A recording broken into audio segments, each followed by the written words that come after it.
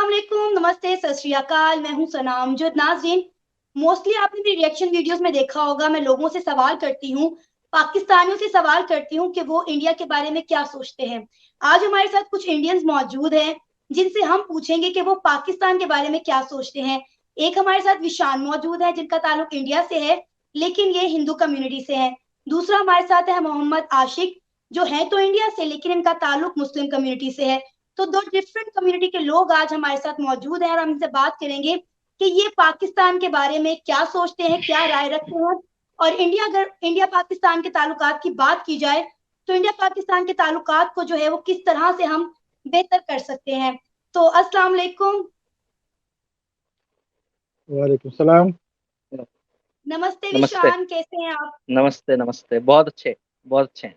आप कैसे? सही। मैं भी ठीक, अल्हम्दुलिल्लाह।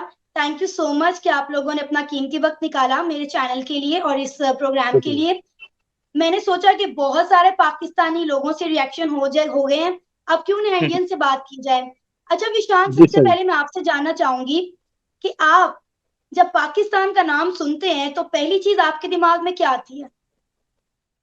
देखिए, जब मैं पाकिस्तान का नाम सुनता हूं तो सबसे पहले तो मुझे ये याद आता है कि 1947 से वो पहले वो इंडिया का ही हिस्सा था। तो मुझे तो यही समझ में आता है कि वहां पे भी इंडियन ही कल्चर है, वहां पे कोई पाकिस्तानी कल्चर नहीं है। और एक सी ही जुबान है, और खाने पीने का टेस्ट और बाकी सब चीजें भी हमारी ही जैसी हैं। तो मुझे ऐसा समझ में आता है कि सब कुछ एक ही है, बस एक बीच में बॉर्डर डाल दिया गया है। और ये भी मुझे थोड़ा सा दुख होता है कि जो अभी पाकिस्तान के हालात चल रहे हैं, जो अभी पाकिस्तान की बहुत बुरी कंडीशन चल रही है, उसके रिगार्डिंग पाकिस्तान में कुछ नहीं हो रहा है, क्योंकि वहां पे एक डेमोक्रेसी और कॉन्स्टिट्यूशन नहीं है। तो उसकी वजह से एक बहुत दुख भी होता है कि हमारा ही हिस्सा, हमारी ही जुबान, हमारा ही कल्चर, और आज ऐसे हालात हो गए हैं कुछ पॉलिटिशियंस की वजह से पाकिस्तान में। इस चीज का एक थोड़ा दुख भी होता है। नहीं, बिल्कुल आपने बहुत अच्छी बात की, नो डाउट, इसमें तो कोई शक ही नहीं है कि इंडिया हम्म। और पाकिस्तान का जो कल्चर है वो हम्म। ऑलमोस्ट सेम है। हमने देखा है कि हमारी शादी ब्याह पर, मुख्तलिफ त्योहारों बिल्कुल। पर हम इंडिया के कल्चर को फॉलो करते हैं। इवन कि मुझे अच्छी तरह याद है कि व्हेन आई वाज प्रेग्नेंट तो मेरी फैमिली ने मेरी गोद भराई की रस्म की थी, जो कि एक इंडियन हम्म। कल्चर है, एक इंडियन त्योहार है। हम्म। हमारे साथ इंडिया से मोहम्मद आशिक भी मौजूद हैं जो कि मुस्लिम कम्युनिटी से ताल्लुक रखते हैं। सर, मैं आपसे ये जानना चाहूंगी, कैसा लग रहा है हिंदुस्तान में रहते हुए, एक मुसलमान होकर हिंदुस्तान में कैसी जिंदगी गुजर रही है, और वहां रहते हुए जब आप पाकिस्तान के इन मुसलमानों का ये हाल अहवाल देख रहे हैं कि वो आटे के लिए मर रहे हैं, मुश्किलात से भरी जिंदगी गुजार रहे हैं, उनके पास जॉब्स नहीं है, तो किस तरह के ख्यालात, किस तरह के जज्बात होते हैं उस वक्त आपके? देखिए, इंडिया में जहाँ तक मुसलमानों के हालात हैं, बहुत अच्छे हैं। हालात मतलब चुटपुट थोड़ी मोटी मसले तो हर जगह होते हैं। उन मसलों को एग्जैक्टली। बालातर रख दें तो इंडिया में मुसलमानों के हालात बहुत बेहतर है। और कभी भी मतलब यहाँ पे मुस्लिम्स गैर मुस्लिम भेदभाव होता नहीं है। बहुत छोटी छोटी घटनाएं कहीं कहीं हो जाती है, क्योंकि इतनी बड़ी आबादी है, पूरी तरह से कंट्रोल करना मुश्किल हो जाता है। हम्म। लेकिन ओवरऑल देखिए तो वी आर गुड। और प्रॉस्पर करने का पूरा पूरा मौका मिलता है। जो जितना मेहनत करेगा, जो रेस में जितना आगे जाएगा, उसको उतनी मिलेगा। मतलब ये है यहाँ पे फेयर, फ्री एंड फेयर हालात हैं यहाँ पे। जहाँ तक मैं देखता हूँ पाकिस्तान के हालात, वहाँ सुन के तो दुख होता है, लेकिन सारे सारे मसाइल, सारी चीज़ें अल्लाह की तरफ से आती हैं। और ज़्यादातर आवाम से ज़्यादा वहाँ के पॉलिटिकल जो अप्रोच है, उस अप्रोच की वजह से शायद वहाँ के लोगों को ज़्यादा तकलीफ है। थोड़ा सा नरम और लचर रवैया होना चाहिए, है ना। जिस चीज़ को, जैसे कश्मीर का मुद्दा है, ये है, जिस चीज़ को मतलब अभी उठाने से या उसको उसको प्रॉपर फ्रंट पर रखने से किसी को फायदा होने वाला एग्जैक्टली। नहीं। कोई नहीं कुछ फायदा पा सकता। ये ऐसा मसला है कि 2, 20, 30, 50 सालों में भी हल नहीं हो सकता है। इसलिए हम्म। अभी जो जो जो मतलब प्रेजेंट सिनारियो है, उसमें मेरा जहां तक ये है कि अवाम तो बेचारी, चाहे इंडिया की हो या पाकिस्तान की हो, हमेशा दबी हुई रहती है। या वहाँ के हम्म। लीडर्स को, जहां तक मेरा जहां तक ये है कि वहाँ के लीडर्स को जरा और प्रोएक्टिव होकर के चीजों को नॉर्मलाइज करना चाहिए। और देखिए, इंडिया को जरूरत अभी नहीं है, technically speaking, practically speaking, India इतना बड़ा मार्केट है, इंडिया को अभी जरूरत नहीं है, जरूरत अभी पाकिस्तान को है। तो इन हालात में मुझे जहां तक लगता है, जहां मेरी सोच है कि थोड़ा सा अप्रोच करके दोनों कंट्री के सफारत खाने के थ्रू बात करके इसको नॉर्मलाइज करके अगर ट्रेड वगैरह चालू हो जाए तो हो सकता है कि थोड़े हालात और बेहतर हो जाए, जहां तक सही। मुझे उम्मीद है।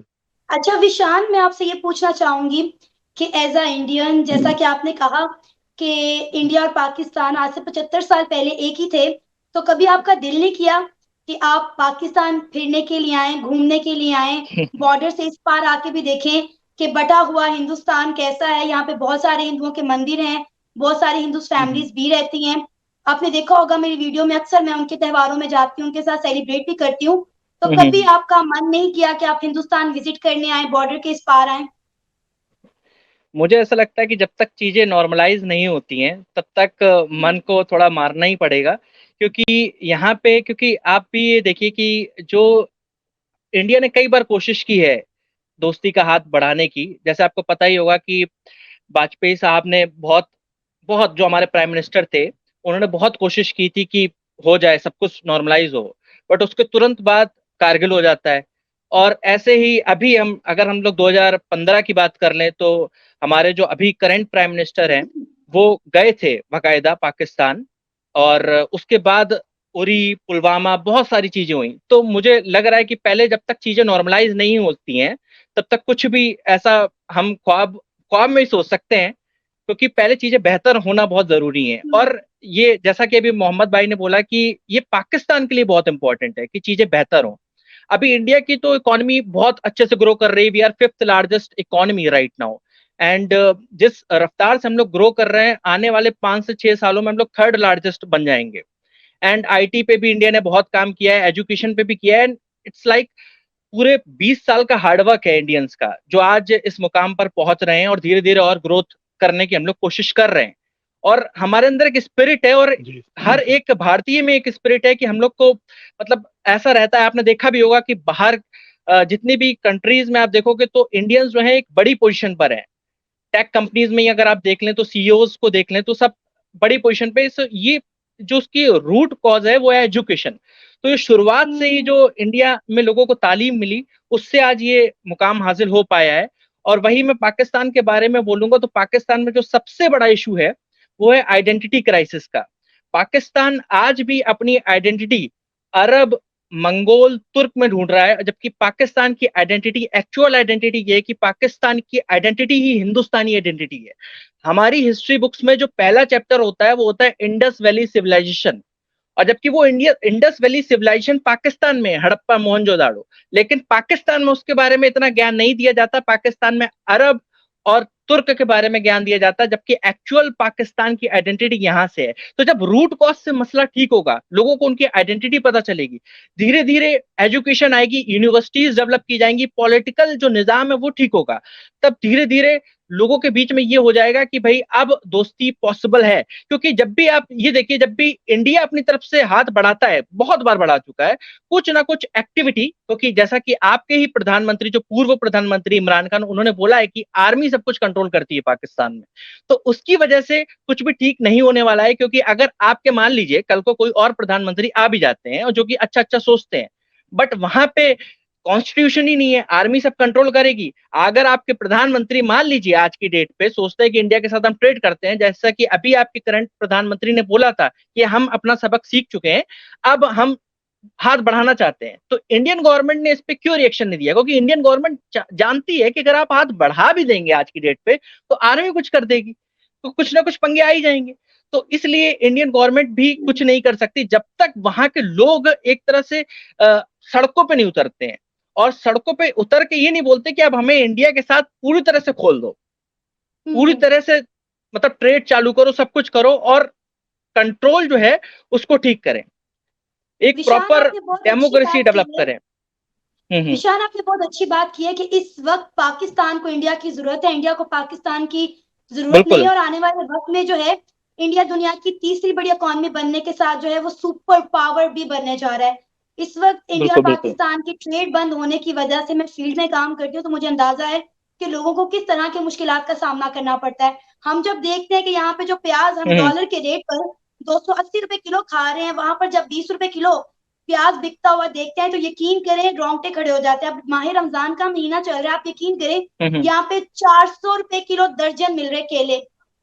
यू कैन इमेजिन कि आपको केला जो फ्रूट चाट में डलता है, जो एक नॉर्मल सी चीज है, वो 400 रुपए दर्जन आपको दिए जा रहे हैं।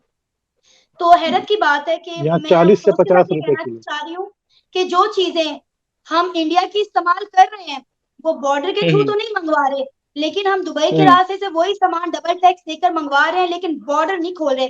अच्छा मोहम्मद आशिक साहब, मेरा आपसे एक सवाल है जी कि जी। आप इतने सालों से हिंदुस्तान रह रहे हैं, तो क्या आपका कभी दिल नहीं किया कि आप अपनी फैमिली के साथ हिंदुस्तान से पाकिस्तान शिफ्ट हो जाएं?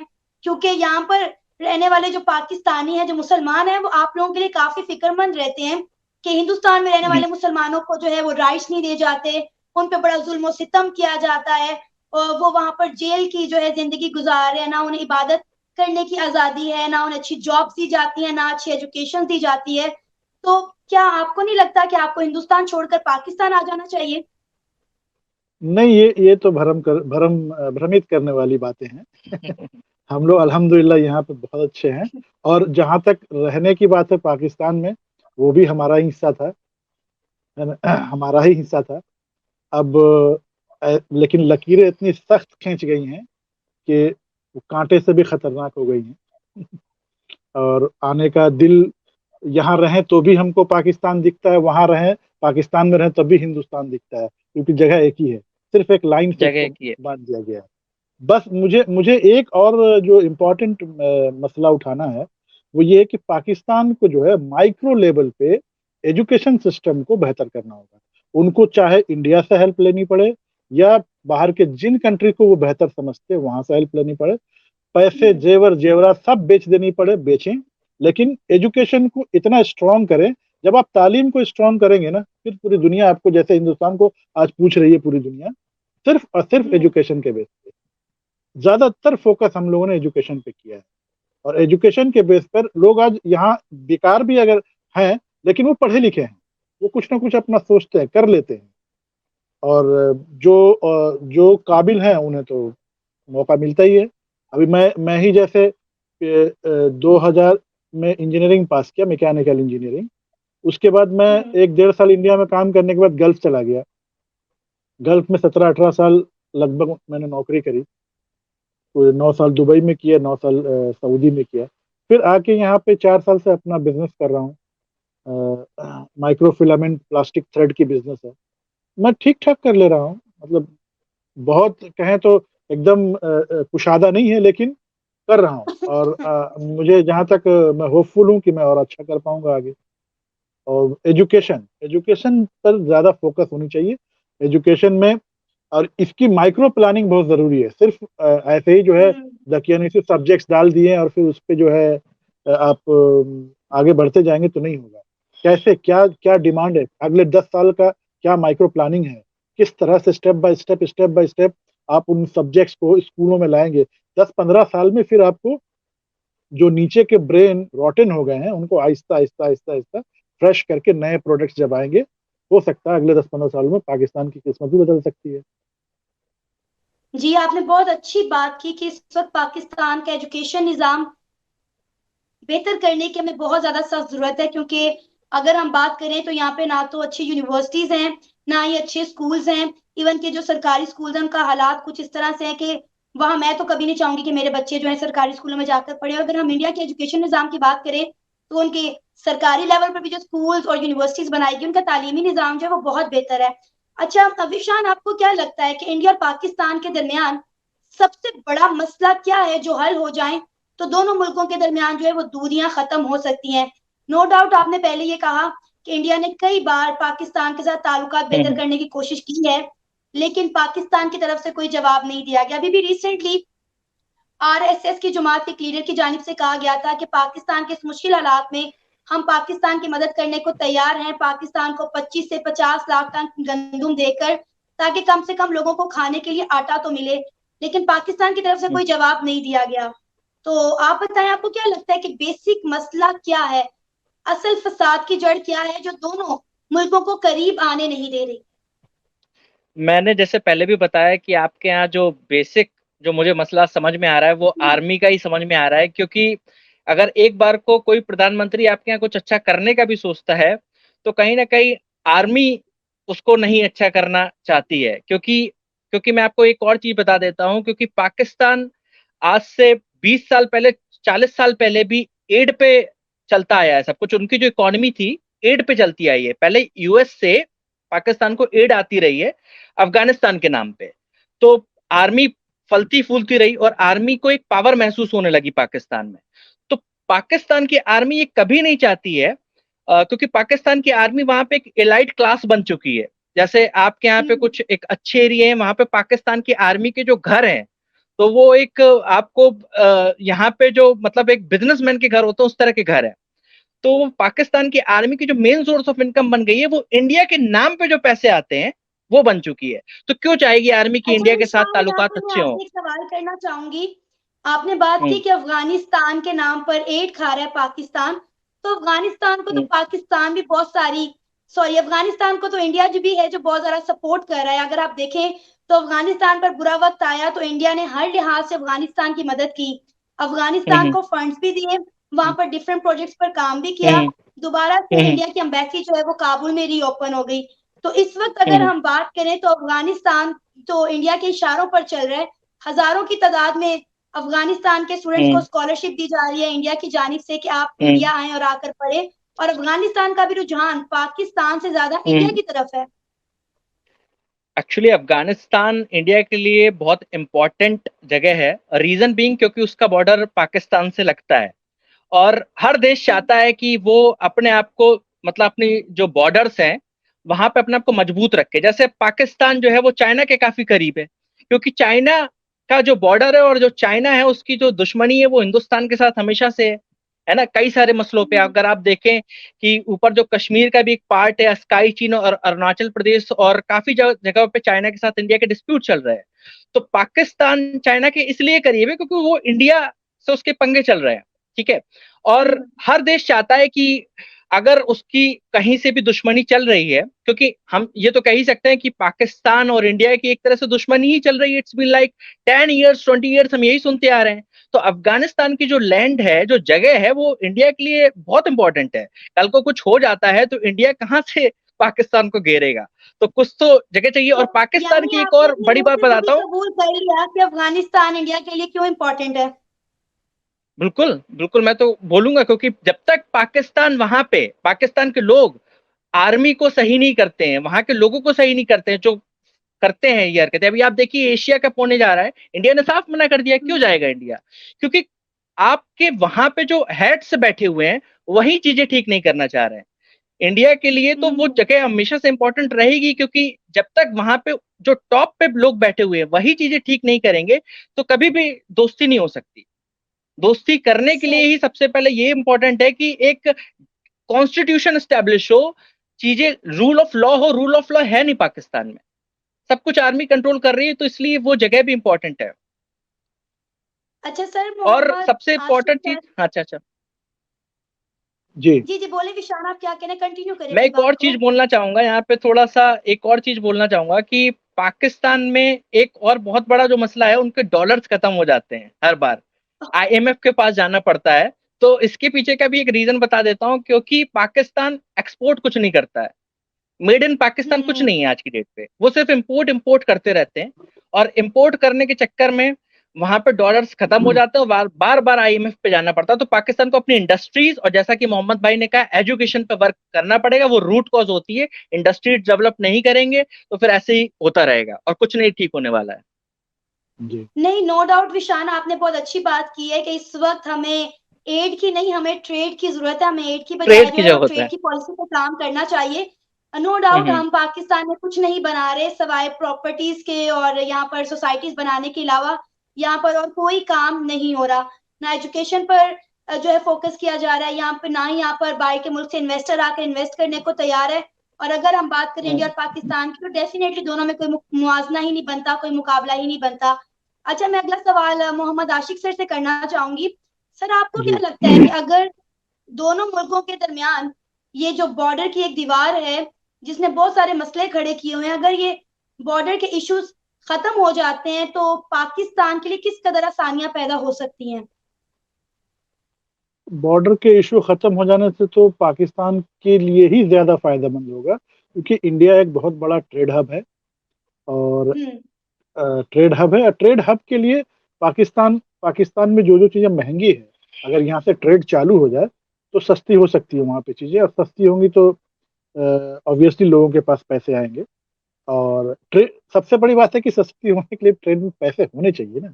आपकी डिफिसिट इतनी चल रही है तो वो पैसा पहले आएगा कहाँ से, ये बहुत इंपॉर्टेंट है। पैसा रहेगा तो ट्रेड करेंगे, और ये पैसे के लिए आपको जितने बड़े आपके यहाँ बड़े पूंजीपति लोग हैं या जो भी गवर्नमेंट है, उनको ये जुटा के कम से कम इंडस्ट्रीज और एजुकेशन, विशान भाई हम्म। ने भी बहुत सही कहा, ये दोनों चीजें रूट ही होती हैं। मतलब समझिए, पानी में अगर शिप को चलना है तो उसके जितनी लवाजिमात हैं वो होने चाहिए, नहीं होगा तो फिर आप शिप बना के भी बैठे रहिए, क्या फर्क। तो बॉर्डर खोल भी देने से फर्क इसलिए नहीं पड़ेगा कि आपके पास रिजर्व नहीं, रिजर्व होगा तो सही। ही ट्रेड होगा, और ट्रेड होगा तो फिर प्रॉस्पर आएगी, फिर आप एजुकेशन को भी ठीक कर पाएंगे, उसमें भी इन्वेस्ट कर पाएंगे। आखिर में मैं आप दोनों से एक ही सवाल करना चाहूंगी, मैं चाहूंगी आप वन बाय वन इसका जवाब दें। विशान एंड मोहम्मद आशिक, क्या कहना जी। चाहेंगे उन लोगों को जो इंडिया और पाकिस्तान से आप लोगों को देख रहे हैं और उनके दिमागों में एक कॉन्सेप्ट बना हुआ है? लोग कहते हैं कि इंडिया वाले पाकिस्तान के कभी दोस्त नहीं हो सकते, काफिर कभी मुसलमान का दोस्त नहीं हो सकता। तो इस पर आप उन लोगों को क्या जवाब देना चाहेंगे जो ये सोच बनाकर बैठे हुए हैं और बड़े सालों से उनकी ये सोच है जो बदलने का नाम नहीं ले रही? इस अब ये जो पहले ये कौन सोच बोले? है अब जो ये सोच है ये तो ब्रेन्स में इनबिल्ट हो चुकी है, और इसको निकालने के लिए यही चाहिए कि सबसे पहले आपको बेसिक तौर पे वहां पे बहुत सारे इवेंट्स कराने पड़ेंगे, लोगों को बताना पड़ेगा, जागरूक करना पड़ेगा कि इंडिया को पहले जाने तो सही। बहुत से लोगों को पता ही नहीं है कि इंडियंस एक्चुअली में क्या सोचते हैं पाकिस्तान के बारे में। सबके मन में एक हेट्रेट यहाँ पे घुसी हुई है कि भैया कोई पब्लिक का बंदा दोस्ती नहीं करना चाहता। ऐसा कुछ नहीं है। पाकिस्तान अपनी चीजें ठीक कर ले, बहुत सारी चीजें अगर पाकिस्तान ठीक कर लेगा तो इंडिया को कुछ मसला नहीं है दोस्ती करने में, है ना। पाकिस्तान कश्मीर लेके बैठा रहेगा, पाकिस्तान अगर यही सब चीजें लेके बैठा रहेगा जो अभी तक लेके बैठा हुआ है, तो फिर दोस्ती पॉसिबल नहीं है। और इंडिया के लोगों में जितना पैट्रियोटिज्म है उतना मुझे नहीं लगता किसी मुल्क में है। यहाँ के लोग हमेशा बोलते हैं कि आपको पता ही होगा, हम लोग सब लोग यहाँ पे सेक्युलरिज्म है। जो कॉन्स्टिट्यूशन कहता बिल्कुल। है, हिंदू हो चाहे मुस्लिम हो चाहे सिख हो कोई भी हो, सब लोग गर्व से अपने आप को हिंदुस्तानी कहते हैं, क्योंकि लोगों को बिल्कुल। पढ़ाया गया है शुरू से। यहाँ पे हम लोग के मन में ये कभी रहता ही नहीं है कि ये मेरा दुश्मन है। मैं जब स्कूल में था तब मुझे ये पता भी नहीं होता था कि कौन हिंदू कौन मुस्लिम, किसी को कुछ नहीं पता रहता था। सब पढ़ने जाते थे और मेरी क्लास में भी बहुत सारे मुसलमान थे, ठीक है, बहुत सारे हिंदू थे, कुछ सिख थे, और हम लोग सब एक साथ पढ़ते थे। कभी भी ऐसा हम लोग के माइंड में रहा ही नहीं है। और वहां पे लोगों को ऐसा लगता है, वो लोगों का माइंड सेट है कि भाई ये इंडियन है तो इससे दोस्ती पॉसिबल नहीं है। दोस्ती पॉसिबल है, पहले गवर्नमेंट और आर्मी अपने लेवल पे चीजें ठीक कर ले, लोग बाहर निकले और वो इंडिया को जाने। आज की डेट पे इंडिया में आप सिटीज देखो, लोगों को पता ही नहीं है। लोग सोचते हैं कि इंडिया की सिटीज आज भी वैसी ही दिखती है जैसी आज से 10 साल पहले दिखती थी। आप गुड़गांव देख लीजिए, आप हैदराबाद का हाईटेक सिटी देख लीजिए, गुजरात का गिफ्ट सिटी देख लीजिए, बेंगलुरु देख लीजिए, चेन्नई देख लीजिए, 4K डाल के देखिए यूट्यूब पे, मुंबई का स्काईलाइन देख लीजिए, और ये देख लीजिए कि इंडिया में कितनी मेट्रो लाइन चल रही हैं। तो आपको खुद ही फर्क समझ में आ जाएगा कि अगर आप बेसिक लेवल पे, और ये जो माइंड सेट है ना, इसको जब तक ठीक नहीं करेंगे, जो आपका जो दिमाग है इसमें जो ये हेटरेट पैदा हुई पड़ी है पाकिस्तान में, पाकिस्तानी आपस में ही लड़ रहे हैं, तो फिर वो इंडिया से कैसे दोस्ती हो सकती है। तो सबसे पहले वहां पे लोगों को ये एजुकेट करने की जरूरत है कि ये आपके दुश्मन नहीं है। वहां पे जो हिस्ट्री बुक्स, जो किताबों में शुरुआती चैप्टर्स होते हैं ना, 10th क्लास में 9th क्लास में, उसमें ही सबसे पहले बता दिया जाता है कि ये हिंदू है, ये है। तो जो शुरुआत है ना, जो पढ़ाई है, अगर ये एजुकेशन में घुसा दिया जाएगा ना, तो फिर कैसा माइंड होगा आप भी समझ सकते हैं। जब 12th करके बच्चा निकलेगा तो उसके मन में सबसे पहले यही होगा कि हिंदुस्तानी तो दुश्मनी है। हमारे यहाँ पढ़ाई के नाम पे पढ़ाई होती है स्कूलों में और यूनिवर्सिटीज में, यही सिखाया जाता है कि आपको पढ़ लिख के कुछ बड़ा करना है, इकोनॉमी में अपना योगदान देना है। तो इसलिए आज ऐसे माइंडसेट है कि हम लोग जानते हैं, लोग एजुकेट हैं कि भाई पढ़ोगे लिखोगे तभी देश भी आगे बढ़ता है और आप खुद भी आगे बढ़ते हैं। इस तरह का है जी। सर आप क्या कहेंगे मेरे इस सवाल के जवाब में? आप तो वहाँ हिंदुस्तान में रह रहे हैं, हिंदुओं के साथ रह रहे हैं, तो आपको क्या लगता है, क्या हिंदू मुसलमान का दोस्त हो सकता है? जी बिल्कुल हो सकता है। हमारे आसपास में भी हमारे आसपास में बगल का घर हिंदू होता है, उसके बगल का घर क्रिश्चियन होता है, उधर बुद्धिस्ट होता है। हमको समझ भी नहीं आता है कि हम जो है मतलब इतना कॉस्मो कल्चर कंट्री में रहते हैं। और मेरा मशवरा ये है कि ये जो एक दूरी पैदा हो गई है लोगों के बीच में, ये माने अवाम से ज्यादा गवर्नमेंट जो है कल्चरल लेवल पर छोटे छोटे मतलब आपको ये ऑर्गेनाइज करने पड़ेंगे, इंटरेक्टिव सेशन करने पड़ेंगे, पीपल टू पीपल कांटेक्ट करना पड़ेगा। दोनों जगह के सफारत खानों से बात करके, एम्बेसी से, कि भाई थोड़े थोड़े लेवल पर आप दोनों जगह से लोग, यहाँ के लोगों को बुलाइए, वहाँ इंटरेक्ट करवाइए, वहाँ के चंद लोगों को बुला के यहाँ इंटरेक्ट करवाइए। और सिर्फ चंद लोग मतलब इलीट क्लास नहीं, हर क्लास को मिला के, गवर्नमेंट फंडिंग करके हर क्लास को मिला के, ताकि लोग एक दूसरे को जाने और पता चले कि ये हेट्रेड जो है सिर्फ मतलब आइसबर्ग की तरह है, ये है कुछ नहीं, ये एक फोबिया बनाया हुआ हेट्रेट है। कोई किसी को आज के डेट में दुश्मन करना नहीं चाहते, क्योंकि दुश्मनी करने से सिर्फ और सिर्फ पॉकेट से खर्च ही होते हैं। एक मिसाल के तौर पर आप अमेरिका को देख लीजिए, 20 साल तक अफगान में रहा, what he get from there, nothing.